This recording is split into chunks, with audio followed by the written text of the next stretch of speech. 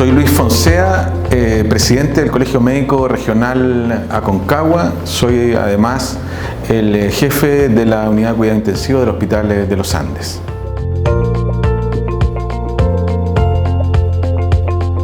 Desde el punto de vista sanitario, lo que hemos vivido con la pandemia nunca lo habíamos vivido, ¿cierto? Ninguno de los que estamos actualmente en ejercicio de las profesiones sanitarias habíamos vivido una situación de esta envergadura. La verdad es que ha afectado a toda la población, ¿cierto? En su salud física, pero también en su salud mental, y por supuesto que también nos ha afectado a nosotros, a los trabajadores de la salud, en términos de que hemos necesitado dar nuestro máximo para poder enfrentar esta situación sanitaria tan grave para toda la gente.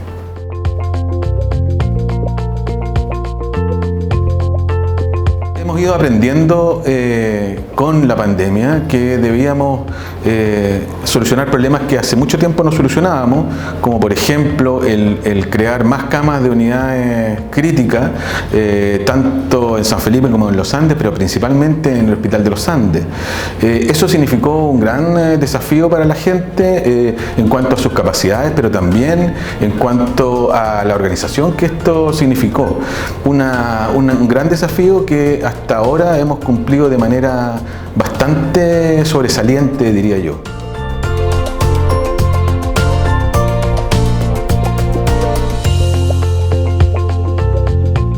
Nosotros hemos visto ahora, ¿cierto?, que estamos en el mejor periodo de la pandemia desde marzo del año 2020. Nunca habíamos tenido tan baja cantidad de casos.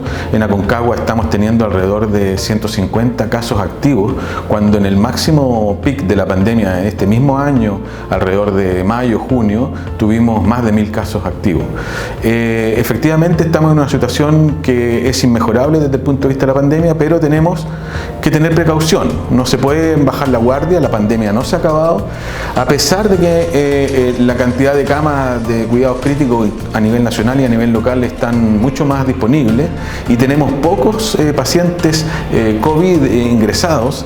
La verdad es que siguen ingresando a lo lejos, pero siguen ingresando, y por lo tanto esta variante Delta, que es una incógnita que no hemos logrado dilucidar aún, yo creo que nos va a traer algunos problemas, algún aumento de casos. Esperamos que no sean demasiados, de manera que podamos hacer una trazabilidad a nivel local y a nivel nacional. Yo creo que la pandemia no se ha acabado, creo que es importante tener eso en mente, hay que mantener los cuidados individuales y colectivos. Yo diría que las principales dificultades que a nivel, por ejemplo, de los trabajadores de salud ha sido la gran carga laboral y un aumento en sus requerimientos que han llegado a provocar un cansancio físico y mental que en muchos de ellos ha motivado la necesidad de tener licencias médicas y enfermedades de la esfera de la salud mental que son de cierta gravedad. Yo creo que eso a nivel de los trabajadores de la salud ha sido muy significativo.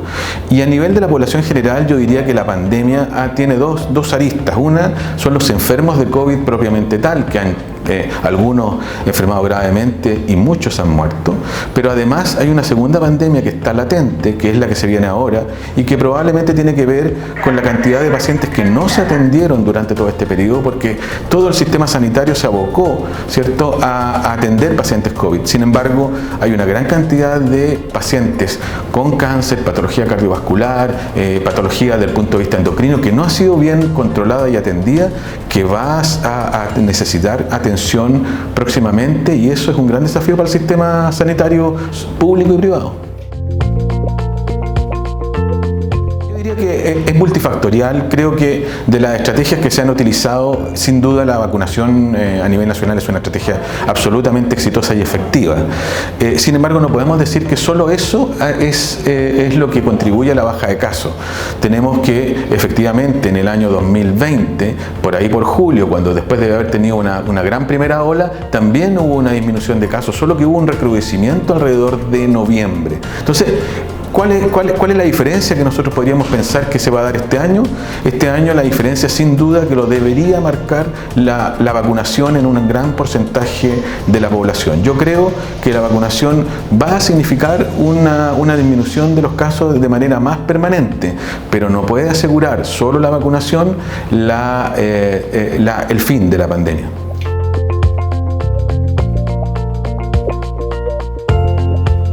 Nosotros pensamos que como desafío para Concagua es hacernos lo más autosuficiente posible como servicio de salud para poder otorgar la mayoría de las prestaciones que sean necesarias para nuestra gente. Si nosotros consideramos que hasta hace algún tiempo estábamos derivando una gran cantidad de pacientes hacia Viña del Mar, Quillota, Santiago, Valparaíso, San Antonio, nos vamos a encontrar en serios aprietos cuando ellos también van a tener una gran demanda propia y por lo tanto sin duda que al momento de recibir pacientes vamos a tener un retardo, una dilación un poquito mayor que los propios de la zona donde se van a ir a atender. Así que el gran desafío es crecer en complejidad, crecer en atenciones a nivel local y por eso mismo que hemos estado planteando nosotros junto con las autoridades del Servicio de Salud el incluso avanzar en el proyecto de un hospital único, biprovincial o hospital regional que pueda desarrollar mayores complejidades, pero además que otorgue mayores atenciones y que evite las derivaciones hacia centros de mayor complejidad.